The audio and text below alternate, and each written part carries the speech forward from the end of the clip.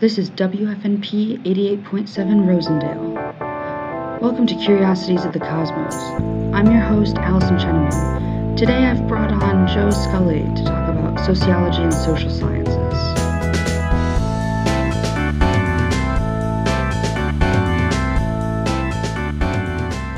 Hello, and welcome to Curiosities of the Cosmos with Allyson Sheneman. My guest today is Joseph Scully, a senior majoring in sociology with a concentration in human services. He assisted with electronic bike safety research for the Department of New York City Transportation through Hunter College. He is currently starting his third internship through his human services concentration and is an aspiring licensed clinical social work researcher. Joseph, thank you for coming on the show today. Thank you for having me. Awesome. For our listeners, Joseph and I work on a staff together on campus. He is one of the most hardworking people I know. His attention to detail and commitment to providing quality care and services for students and the greater public is incredibly admirable. It's something I respect a lot about him. I'm very excited to have him on the show today to learn more about his studies and his career, and thank you again. Oh, thank you. That was very kind of you. A flattering introduction. So first, we're going to open up the conversation just in general about sociology and kind of considering social sciences to be a science. Could you first define what sociology is for our listeners? Yeah, so in simple terms, sociology is the research of developmental structures of social class, gender, race, economic status, basically how we coexist with each other. It shows a lot about our consequences of social interaction and our behaviors as a whole. It's a very deep and broad spectrum of different things of how we engage as humans through different cultures and different backgrounds. Totally. Would you consider sociology a science? I personally would. One of our founding fathers of sociology, Durkheim, actually, he considers it a form of a science because we do follow 7 of the principles of the scientific method, which goes to our research analysis as to what we collect, what we analyze, our theories behind it. Lots of our theories are based off of actual things happening in society today. But there are a lot of sociologists, one in particular, a German sociologist, Max Weber, who believes that sociology is more of a theory approach, that it's not a science, because we are conceptualizing a theory that could be true, but it's also like we don't know. Okay. It all depends, is what we like to say. So I personally do find it now in current day, especially the work that I am doing, it to be a science. Since we're such a broad spectrum of what a sociologist can be, the work relates to different fields as well. Yeah, totally. I think that sometimes with social sciences in general, people don't consider them to be sciences just because they're complicated, which I think kind of defeats the whole purpose because science is complicated. Yeah. All sciences, natural sciences, physical sciences. And so I think some people are like, well, how could you take something as kind of big picture as like a civilization, a culture, a society, and boil it down to things that are predictable, things that you can research. But I think that almost belittles what other sciences do in like the natural and physical sciences to say that they have it way more straightforward, somehow figuring out like neural connections in the brain or like astrophysics research is somehow not as also kind of detail oriented as what trying to figure out what a society does is. I just think that I don't know if that's something that you've heard before. To me, doesn't seem like a good enough reason to not consider it a science. No, I exactly, that's what we hear.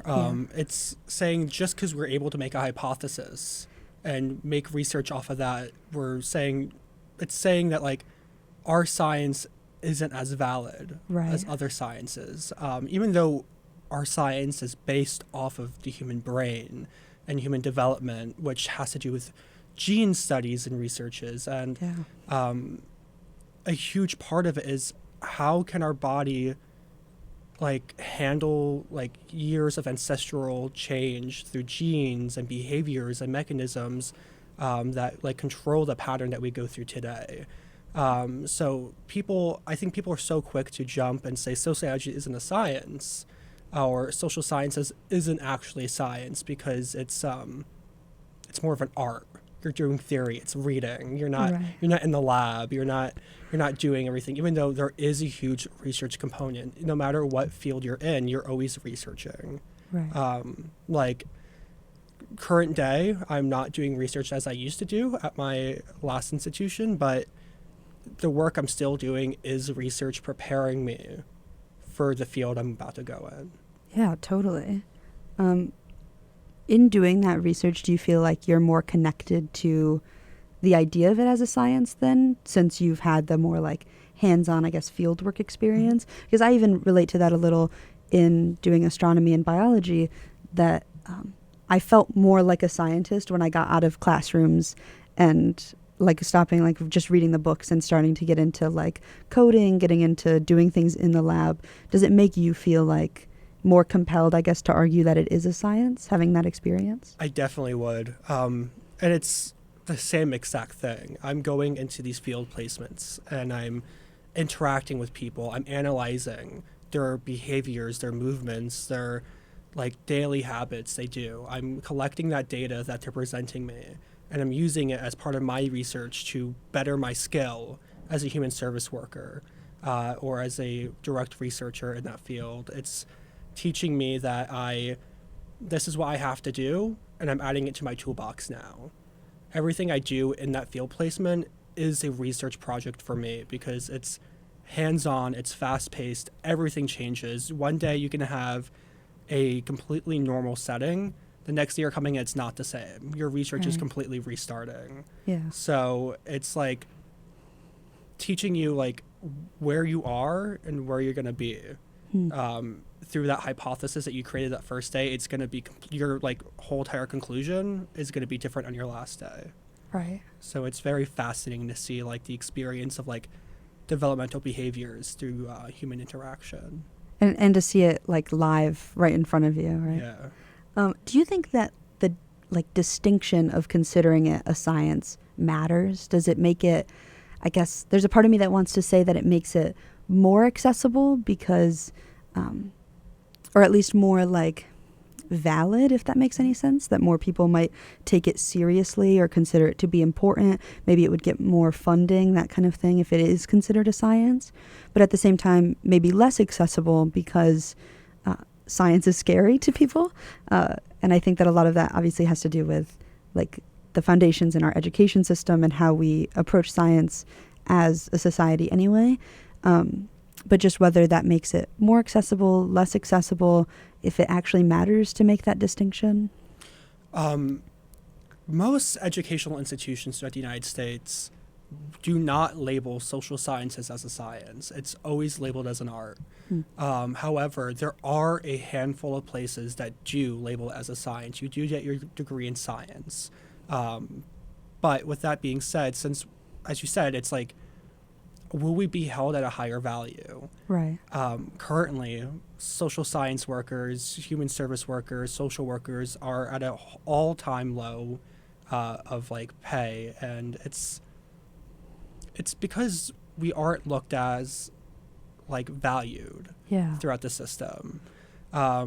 We aren't like appreciated for the work we do. We aren't seen as important, even though the work that we do is used to support the people that we live in the communities with. Right. And it's all different for each person.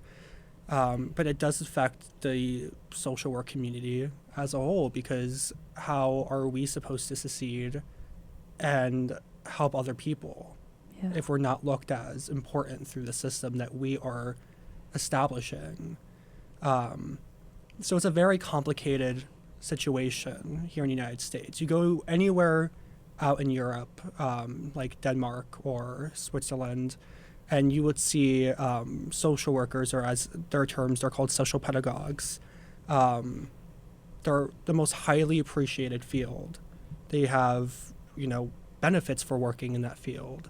Their pay is amazing. They get to have time off, however, it's not the same here because there is such a stigma on what the field is and what we do and how we're supporting people, because it all comes down to mental health as a whole. Many people don't realize that social sciences is not just a study of mental health, but it is a huge factor because of what's happening in our mental health crisis here in America. Yeah, totally. I think that is actually a perfect segue into our first segment on the show. So there's a couple different segments that we have that reoccur every episode. And our first one today is, should we be more worried about? And so this is gathered from years of my personal experience in science communication and in teaching, and the kinds of questions that people approach me with, some of which we absolutely should be more concerned about, that we need to have more conversations about, and some of which are maybe blown out of proportion and we shouldn't be so concerned about. And so to get your input on something sociology related to that we should maybe be more concerned about or not, my question for you is, should we be more worried about the accessibility of health services? I definitely think we should be. The access to healthcare in the United States is extremely low. Not just the United States, but New York State alone. Access to free or affordable healthcare without a job, or some people that do have jobs that involve insurance, it's impossible to get affordable healthcare through that statement. And with that, mental health is not listed as a needed requirement on insurance policies. It's looked as a want, not a need. And it's an issue that many people face because when you're trying to receive proper healthcare services, out-of-pocket expenses in the United States rank up to $1 million. Yeah. To have a baby alone in the United States is impossible. I've seen people leave the country just to have children so they can afford it. It's outrageous with the way that everything works here. I feel privileged in the fact that I'm able to have affordable health care through my family, but it's fearful that when I turn 25, what am I supposed to do? And that's just what happens here in the States. You have to be prepared for the worst when you have to find your health insurance. How am I supposed to go to the dentist? How am I supposed to go to my primary care doctor? That's why many adults after the age of 25 don't get physicals anymore. And it holds a huge impact on our own health, and our mental health as well. There's lots of illnesses and diseases that could be prevented if we had access to go to the doctor when we needed to. But it's unfortunately not like that in the system we live in. Yeah, absolutely. And I think a lot of that too comes from one, that people are relying on oftentimes one specific individual in a family in order to bring in some kind of healthcare coverage. And a lot of times that coverage is tied to employment of some kind. And so especially during the pandemic, I think we saw a lot of people who lost their jobs also losing health insurance at a time when, especially, going through a pandemic where it's all about making sure that your health is a priority and is covered. That I think a lot of that also coming back to it being tied either to just your family or being tied to your employment, that when those things change, which they so often do, it gets really difficult, if not impossible, to still have adequate coverage. Yeah, I completely agree with that. And tied to the pandemic, it was a massive spike in mental health crises. We are now facing a mental health epidemic in this country, which is followed by a pandemic that we unfortunately are still sort of in a way. The disease is still spreading. There's different variants going around.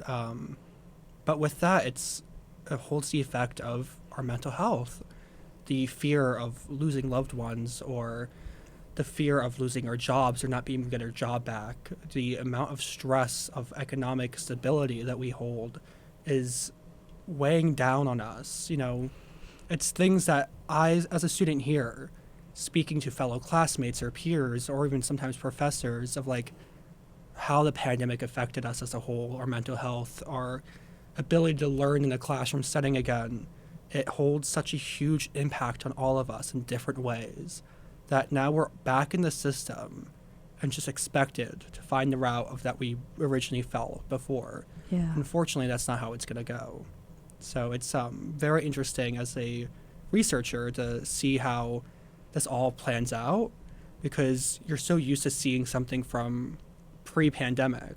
Right. And now you're seeing everybody trying to go back from the pre-pandemic stances, and it's unfolding in a way that everybody's like, this is unnatural. Right. And it's not supposed to be natural. We're changing through time. Yeah. So it's very, I guess, interesting in a way to see how it all plays out and watching how behaviors have changed, how people interact now with like social media and communication styles. It's just such a huge like globe of a hot mess, if I must say. Yeah, totally. I mean, I think maybe on a more positive note, to take kind of a different spin on it too, I think that it's easy to find negatives because there's plenty of them, right? But I think there's definitely been some positive technological advancements. I know for a lot of people, access to like telehealth appointments has been making both mental and physical health services a lot more accessible. Have you noticed at all any kind of positive changes that we've made throughout the course of the pandemic and now into the future? I definitely would say there are a ton of positives, and that has to do with our communication styles that we've developed. Communication has become more accessible than ever before. And this is such an important thing because it's not only a way that we're able to like adapt and share things about each other from people like across the world, but now people that weren't able to have access to technology like they used to have a more higher chance of getting those technological advances than they were before. And that's all because of the pandemic. There's one thing I realized due to the pandemic was that the access to technology has become more accessible, which has been helping a lot of people out. Schools have provided laptops for students to bring home. Right. A lot of government organizations gave like technology services to people who needed it to work from home. So with access to technology comes communication patterns that we've never seen before. Lots of people are communicating, lots of people are interacting, sharing cultures and values that like nobody knew about. So like, you know, that could either be a good thing or a bad thing depending on which path you're going on. But in my hindsight, it's a big positive because it's showing that we are able to develop together and share this new norm. And as you said, telehealth appointments for people that aren't able to get appointments in person or travel to the doctor, but they're able to afford that appointment, they're able to see that doctor that day, that time, get the help they need, which is so important. It's amazing to see these advances that we have through technology, through communication, through social patterns. It's also good for people that didn't feel comfortable going out and talking to other people, you know? We had lots of introverts, you know? And it's like, some people feel more comfortable talking behind a screen than talking face-to-face, which is the same thing. You know, you're talking face-to-face on FaceTime, but you're in your comfort of your own home. So it's just amazing to see the different patterns of change and growth that we do as a society, even with the negative implications that we hold. It shows a different shift in values and improvements through our societal systems that, you know, lots of movements have started off technology during the pandemic. You get to hear people share their voices, share their opinions in different ways. You know, in high school before the pandemic, you would never see something like that. You would see, you know, one or two people post on social media something on their story, but like it wasn't a movement. There was movements coming from the pandemic. People were standing up for what was right or what was wrong. It was such a beautiful time where people like felt comfortable enough to like unite. Absolutely. So it's just it's such a such a dark time for people, but it's also such a social change that brought a movement to many different nations. That's a wonderful point to make. And with that, we're going to have to take a short break. We'll be right back for more sociology in a little bit, so stay tuned. All right, welcome back to WFNP 88.7 The Edge Rosendale.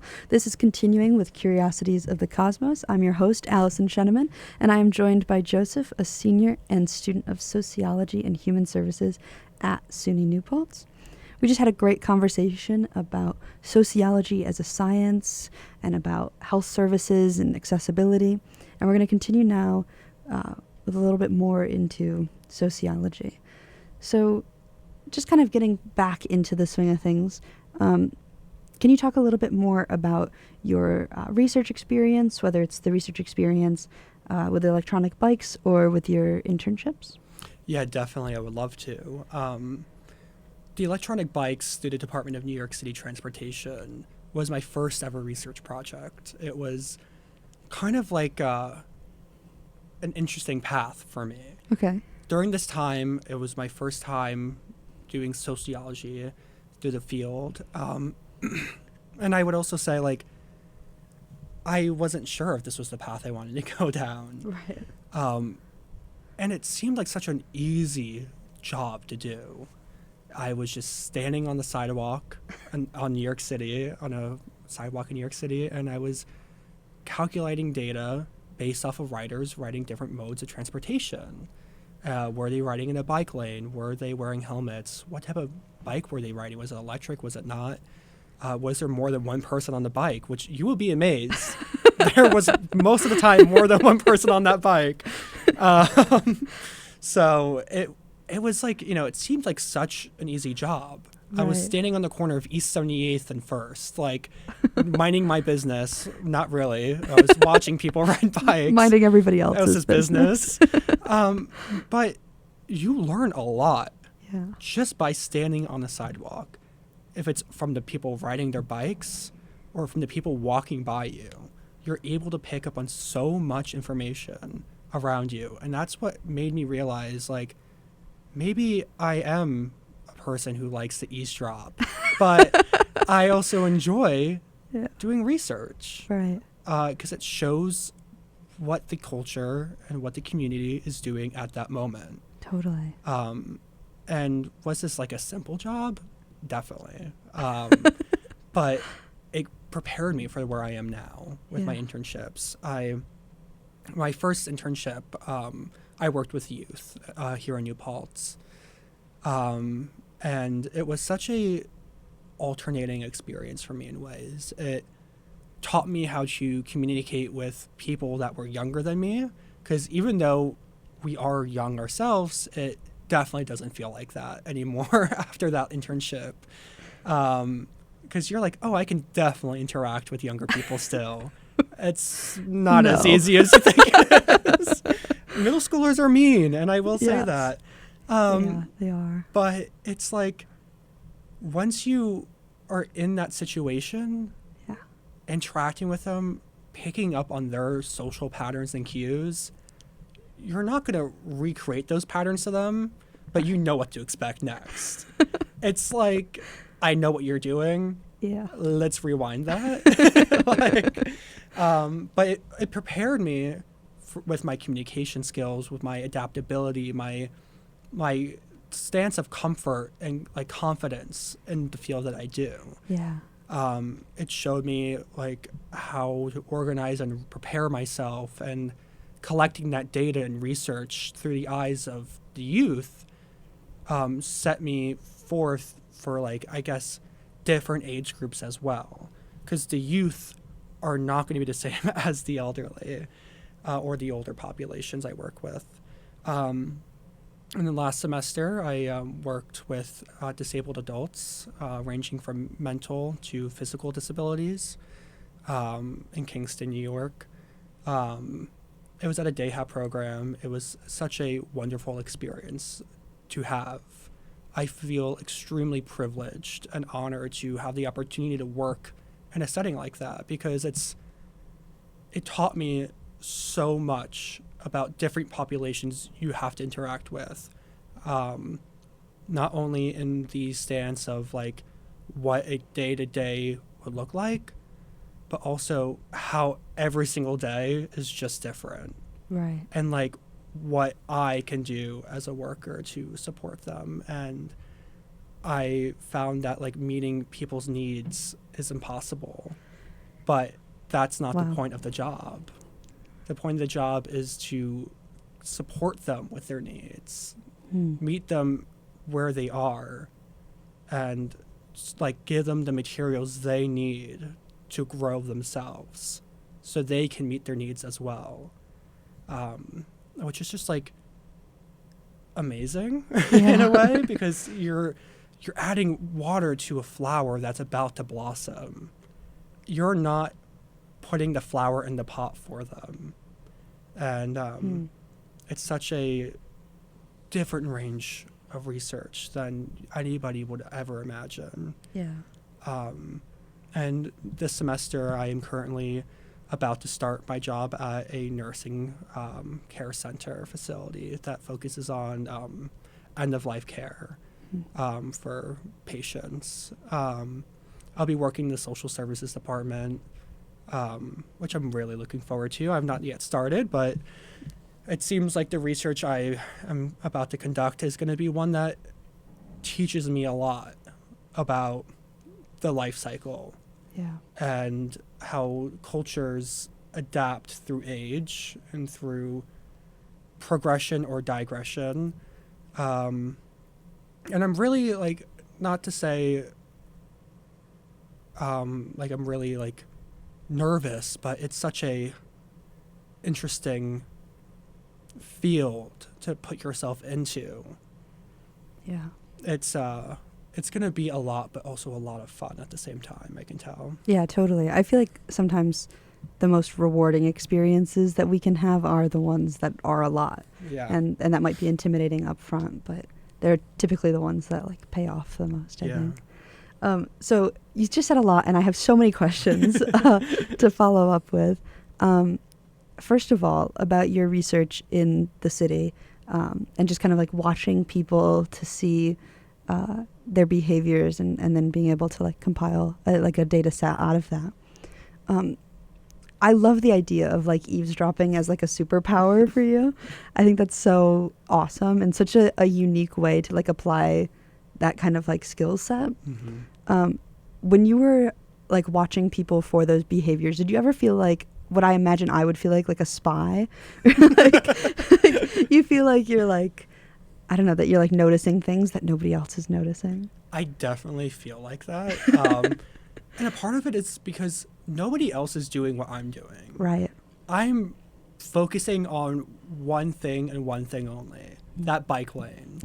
You know, my eyes are on that bike lane. They're not going to leave that bike lane unless if like something else happens. But, you know, it's every single, like I realized that research project set me forth an emotion of like activities that I do now on a day-to-day basis. Yeah. Like of being that spy or quote unquote researcher. Right. Because picking up on people's behavioral habits or, you know, techniques or like their coping mechanisms, their expressions, you know, anything that involves a social cue or habit or type of behavior, like individual behavior, I am so easy to pick up on now. It's like, not to say I can read people very easily now, but it's like being able to notice and categorize what that individual is feeling or what the individual is doing or what's going to happen next has become so much easier for me in the field.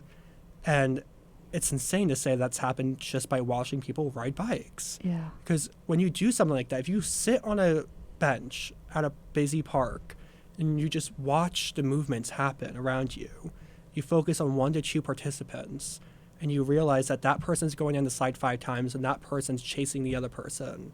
What's going to happen next? The end theory is they're both going to go down the slide together and there's going to be an accident. Right. Like, you know, it's kind of like the mechanism of the way it moves, social patterns and cues, are connections to one another in an atmosphere. in the city, when researching the bike study, it's like researchers, like my fellow other researchers, we found that people weren't wearing helmets because they thought of their own safety as not as a risk. They said, I don't personally feel like I have to wear a helmet when I ride my bike because it's not that big of a deal. Right. I don't really mind. I don't think I'm going to get hurt. I'm safe. But there were other people that were wearing helmets, and it's, surprisingly, the younger population. A lot of the older people were not wearing helmets, and it's because they didn't really feel like they needed to. And we related that back to social construct and cues of their time and age. And many people don't realize that, back in the times, there were no seatbelts in cars, or airbags weren't a thing. Right. That's like when they were growing up, and they didn't have to wear a helmet when they were riding their bike in town. Helmets are a new social norm. So it's like, you would have thought that younger people were the ones wearing helmets, like, oh, I'm young, I don't care, I'm like reckless. More rebellious. Yeah. But it's not that way at all. It's like really interesting to see that the older population, ranging from 50 to 60, were the ones not wearing helmets. Fascinating. Yeah. That's incredible. I guess kind of as a follow-up to that, something that like has always interested me to ask people doing science in all kinds of different fields is what it is that they notice now that they didn't notice before.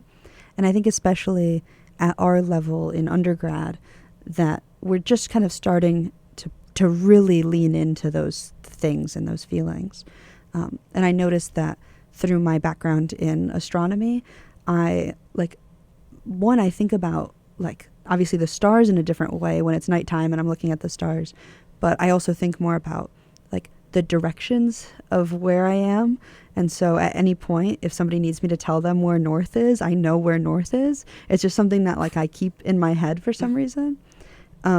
Or noticing when the moon is up during the day and like paying closer attention to it, I guess. Through my background in biology, I feel like I do a lot of noticing like the plants and types of life forms around me, and like recognizing how they interact with one another, and those kinds of like bigger scales of biology. And so it's fascinating to me to hear when other people have kind of poured their like love and passion into their field enough that they are starting to now reap that benefit of being able to look at the world around them and see it completely differently than they've ever seen it before.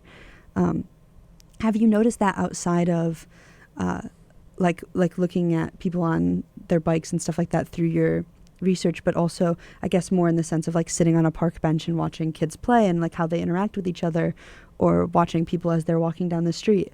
Have you noticed that in your friend groups, in your classes, just kind of like walking around in your day-to-day life, that you're more in tune to those kinds of things because of that experience?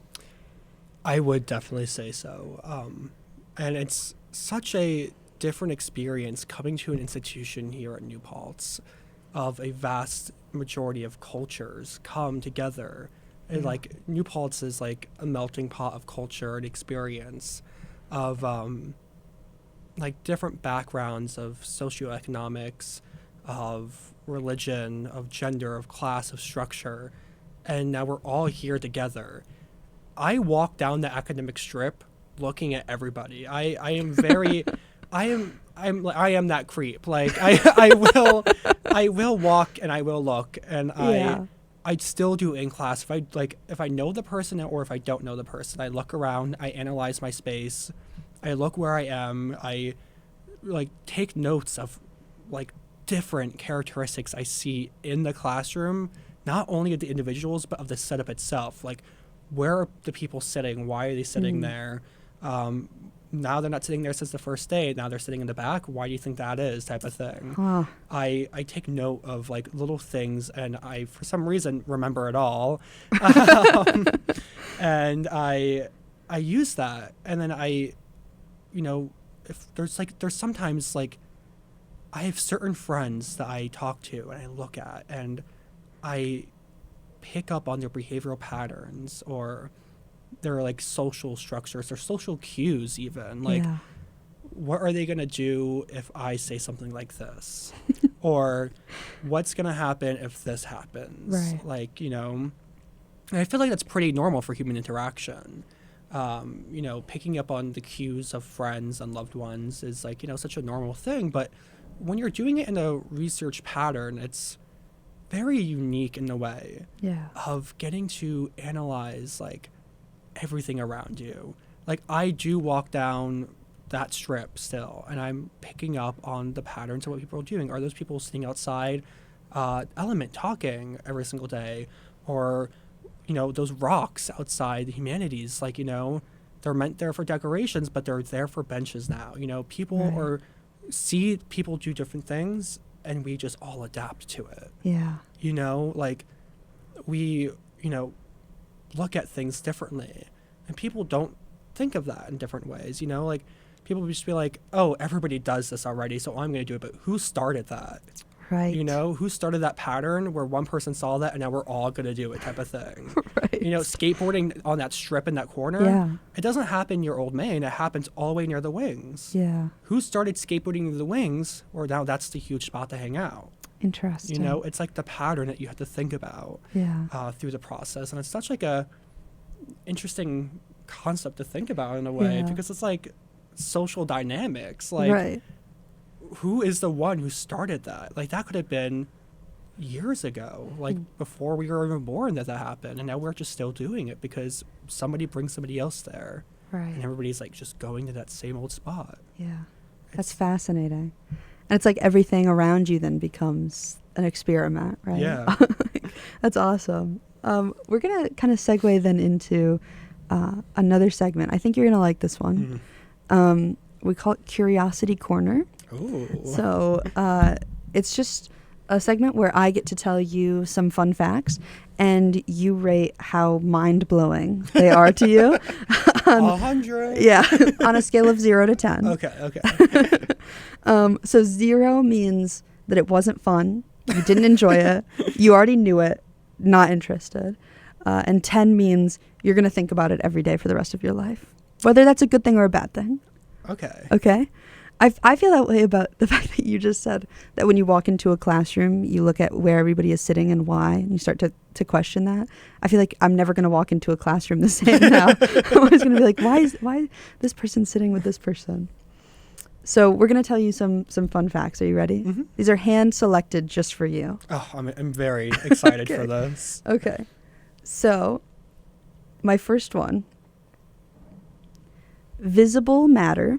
So everything that you can see, that's like the stuff that makes up like stars and also makes up us and the microphone and all of it, right? Is 0.5% of the entire universe. That's a good look. I'll give that a 10. So about 70% is dark energy. No way. And 25% is dark matter. And then the other 5% is split up between ordinary matter, the stuff that I was just talking about, but that's not luminous, so it doesn't give off light, and like radiation and stuff like that, as well as all the stuff that we see. I will definitely be thinking about this for the rest of the day. So when you look up at the sky, this one's one that like always has gotten me, and I figured you would like it for that reason, that like looking up at the sky and you're like you get a sense of how big things are in space. And you're like, oh my God, stars are like massive and planets are massive. And then you're like, that's 0.5%. Yeah. Yeah. That's like nothing. It's nothing. That's nothing. So what would you rate that one? I would give that a 10. A 10? I'm like, Off to a strong start. I won't be able to do my homework now today. You're like, what does this matter? Yeah, it's barely even 0.5%. So. All right. This one is a little weirder. Hit me with it. So I'm just going to say it. I like weird, so you know that. I know you like weird. I don't like it. Okay. This one makes me really uncomfortable. Okay. But I trust that you're going to like it. 20%, or about 20%, of astronauts on spacewalks report losing their fingernails. No way. Yeah. So we actually also don't fully understand why this happens, which is almost scarier to me. Yeah, you would have thought that like science would have progressed a little bit, or that wouldn't happen. You would think. We actually have some guesses as to why. It's probably a little bit of all of these things together. So leading research suggests that it's poor glove fit is the primary reason. And then other factors like diet, vibrations, and friction might also play a role. There's also a very small, like, ambient pressure that just exists in space. So they have to pressurize spacesuits. Yeah. And so there's some people who think maybe it's like the pressure kind of being applied and then not applied that, like, cuts off circulation, and that kind of back and forth might contribute to, like, fingernail issues. But it's pretty fascinating to me. Yeah, I know. Yeah. Like, imagine coming back home from a space trip Yeah. with no fingernails. Yeah. Like, I guess the only bright side to that is that they do grow back. So, like, you're not really missing out on anything. But, like, it's like, Yeah. the feeling of not having a fingernail. I know. Is so weird. Yeah. I'm glad you're with me on this one, because I was worried you were going to Enjoy it a little too much. Just when you start out and you're like, oh, I like weird fun facts. Like, it's totally good. Yeah. Like, and I'm like, I don't know. I don't know about this one. This one's a little too rough. All right. 0 to 10. What are you thinking? You know what? That's going to stick with. I feel like I'm going to start telling people that now. And everyone's going to tell me to be quiet. I'm going to have to give it like an 8.5. Wow. Okay. The 0.5 for the non-visible matter that we have floating around. No, the visible. Oh, the visible matter. Yeah, Come the visible. on, Sorry. This is a science podcast. I got to get it right. All right. Okay, we have one last one, and I feel save the best one for last. This one I love. This is like one of my go-to favorite fun facts. Sharks are older than trees. That's not true. It is true. Is it? It is. Well, I guess that makes sense. Like, sharks have been around on the earth longer than trees have been around on the earth. But like, sharks evolved before trees did. That makes sense, because I'm not going to make myself sound stupid right now. Hey, there's no that does make sense, and I will give that a 9. A 9, okay. A 9, because I feel high like scores all around. Yeah, because that thing about that is, like, these are so easy to remember for me, and that I personally won't be forgetting them. Okay. So I will be using these to my advantage. Awesome. I'll be walking around all day today telling people these fun facts. Awesome. I'm going to give you actually some follow-ups to that one that I think you'll like too. So not only are sharks older than trees, but they are also older than birds, the Himalayas, like the mountains, and the Atlantic Ocean. No way. Yes way. Then where are they swimming? Well, it's just like the Atlantic Ocean as a body of water that we recognize it as today. So you know how, like, continents move it's and not such. Split. Yeah, okay. Yeah, they still lived in the water. It just wasn't the Atlantic. Yeah. So, Yeah. But I did watch a video on a certain platform the other day. Oh no. That talked about the splitting of the oceans and why they don't mix. Yeah. I found that so fascinating. And another fascinating part about it too is, like, you can't really trust this site and the information. So stop me if I'm wrong. But fish and wildlife, typically, if they're in one sector of the water, they don't cross into the other because they're so used to the molecules and mechanisms of that one certain ocean. Yeah. So I'm no expert on the ocean. I actually specifically didn't take any of the water bio classes that we have because I liked the plant ones more. I will say I think there are some species that do cross between still. Like, I think there's certain types of fish that can enter, like, the St. Lawrence River through like from the Atlantic Ocean into, like, the Great Lakes. But I don't know. That might just be a lie they tell us in Michigan.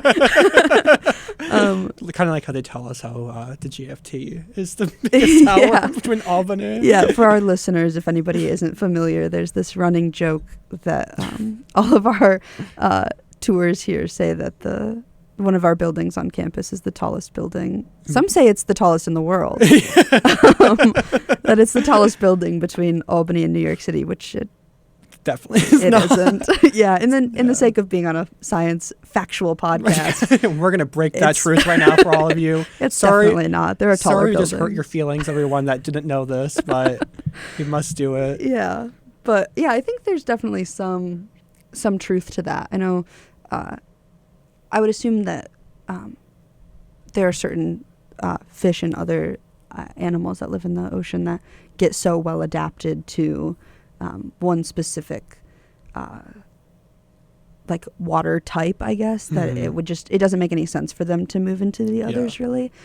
Like there must be a reason then, if it wasn't alive, there must be a reason that those fish that I was talking about would move from the ocean into the St. Lawrence. Like there must be something that drives them there, because it wouldn't really make sense evolutionarily for them to have invested the energy into adapting to those kinds of things if they don't have some kind of benefit to them. So, but that's interesting. Yeah, it has stuff to do with like currents and like the salinity of the water that makes them not mix. It's a whole complicated process. Ordeal. Yeah. Not for me, but for somebody for the else fish. can figure it out. Yeah, it's complicated for the fish and the scientists that study it, but I'll pass on that one. So that's our fun facts section. We're actually going to take another short break here, and stay tuned because we'll be right back with more fun facts and conversation. All right, welcome back to WFNP 88.7 The Edge, Rosendale. This is continuing with Curiosities of the Cosmos. I'm your host, Allyson Sheneman, and I'm joined by Joseph, a senior and student of Sociology and Human Services at SUNY New Paltz. We just have a couple minutes left in this episode. So for our last few minutes, and to end every episode, I ask the guests to bring in their favorite question, either that they've ever been asked or that they've ever asked. So Joseph, what is your favorite question? My favorite question personally has to be, what can I do for you in this moment right now? And that's a question that I myself love to use as a direct service worker through my internships. But it's also a question that was asked to me by multiple different people, professors, social workers I work with. You know, it's about caring and providing the services that one individual wants to do and wants in the moment. It's like, instead of just like picking something that you think is right for the other person, you're letting the person decide what's best for themselves, which I think is the most important thing anybody can do. Because as somebody that's there to support somebody, you're not someone there to make decisions for somebody else. That's not the point of the job. The job is to be the support system, that shoulder, it's not about saying, here's what you have to do and this is how you're going to do it. You can provide that information to the individual, Right. But at the end of the day, we all have free will, and our decisions that we make alter the path that we go through life. And it's such a big learning experience to be able to choose something that you want to do yourself, or something that you need right then and there, to like change the whole entire direction that your day's going to go in, or like, so to say, your life, being able to make that decision is not only the opportunity to be who you are, but it's the opportunity to use your natural born freedoms or rights as an individual. Like, we all have this basis of human rights, and it's so important to be able to be seen and heard and be able to feel that connection with the individual when they're asking you that question. Like, being able to be the person to offer that support is the greatest feeling you will ever feel in your whole entire life.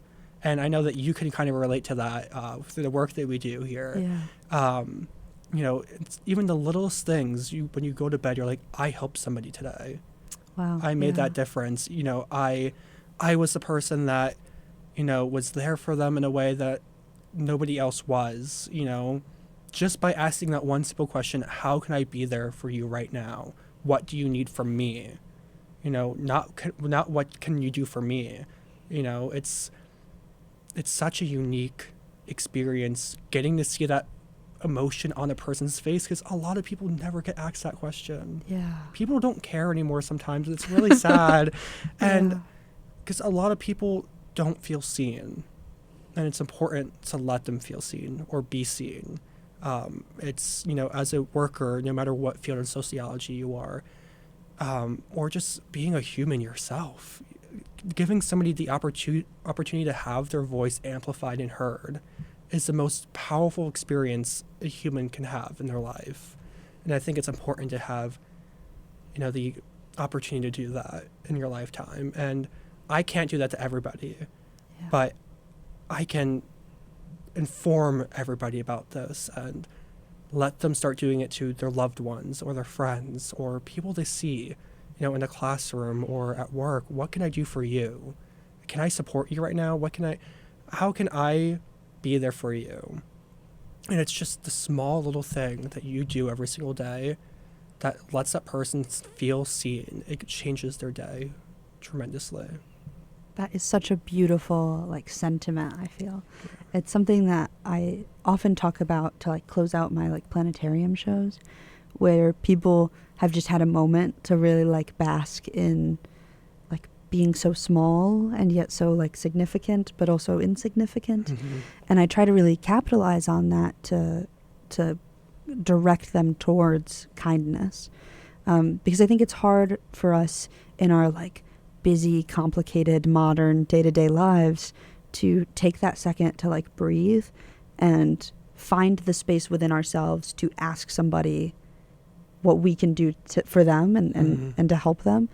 Because I feel like so many people get so caught up in what they're doing right now and how we have to always be doing a million things all at the same time. So it's where do we find that capacity, right, to give to others? But I think that, and I'd be interested to hear your thoughts on this, that to me it feels like the more that we all start doing it for one another, the easier it will get for everybody to do it, right? Mm-hmm. That if you start by asking people how you can help them, what you can do for them, and they're inspired by that to continue to ask people that and to ask people in their community, that eventually it does kind of circle back to you when you need that help, right? It definitely does. Yeah. It's the chain effect of creating that community that you have. It's something that in my cohort here on campus we do frequently. We do check-ins, we do these things called common thirds, which are activities that create a self-importance, but group importance as well. Being able to form that shoulder-to-shoulder connection with the people that you interact with every single day. It's creating that chain, and the effect only gets stronger, as you said, by doing it yourself. It's something that you don't even realize. It happens in different forms. It doesn't have to be the way I said it, but just by you doing something every single day creates that technique, that form, that structure that you're going to see from that individual every single day. And it's going to be adaptable by other people around you. Your kindness, your compassion, your ability to show love to one another multiplies through the day, by smiling, by waving, by saying hello to a face you haven't seen in a while or a face you didn't know before, changes that emotion and that structure for that other individual that, typically would have had a very mellow day or down day. Now their day is different, and they're going to take that smile and smile at somebody else. It's kind of replacing a flame with another flame, continuing that spark of effect, the explosion of what's going to happen through human interaction. It's such a wide and advanced field of that people don't realize the way that we treat people treat other people. It's hate feeds on hate. It's such a complicated but such an easy road to go down. The smallest thing people remember, and it starts from birth. Before we are born, we are collecting this data from our mothers, or our parents that give us this information that teaches us how we treat people, our values. We listen. As babies, we're observant. That's our highest brain growth, we're sponges. We're absorbing all this stuff by experiencing generational like trauma or generational love through ancestral like genes, you know? It's all building blocks of what's going to happen to us till this day. And you have the ability of breaking that chain or that system just by doing the smallest little thing every single day. And it's such a fascinating concept to think about. Yeah, I feel like sometimes it's easy for us as we go through days that get like what seems to me like more and more complicated. And I know we talked before about how like telehealth appointments are a way that technology really brings people more accessibility. And I think I also see a lot of people who struggle with telecommuting for work and how like students not getting snow days because they can just get online assignments and being able to like work from home and what that really means for people. And I just think that like, I don't know, that sense of sometimes feeling almost powerless in this like cycle that you get stuck in of being so in your head about your own complicated day-to-day experiences and all of these new struggles that we're dealing with that there isn't this kind of like historical backbone for, that I feel like, I don't know, I think that's such an empowering message to receive, that like it all starts with you and little choices that we get to make, habits that we get to build, to choose to be happier where we can and to choose to be kinder where we can. And that's something that each one of us is capable of really like choosing to do. Yeah, and it's important to like remember, like we all have a complicated story. One story is definitely not the same as the other. And it's like referencing what I said before of like, we do carry those genes on, and it is recently found through science that we do also carry on mental experiences through our genes. We are collecting this data from ancestors that we would never have met before, from generations ago, of experiences. You can dream dreams of experiences that you never had before, but that's because it's embedded in your genes. You know, the funny thing with the mind is you can never dream something that's never happened to you. So faces you see in dreams are faces you've seen before in the past. So, but the story that you follow in that dream isn't your story. It's your imagination through patterns of mental and like familial growth that you've been through. And using that not only helps other people around you as a society, but you changing your patterns every single day by quote unquote being a better person no matter what situation you're in. It helps your familial line grow as well. If let's say you are somebody with lots of family trauma or experience, there's grief that your family hasn't gotten over yet, it's been passed down to you from line to line to line. You have the ability of fixing that. It's going to be the most painful experience you might have to go through, but also the most rewarding and healing experience that you could ever experience as a human being.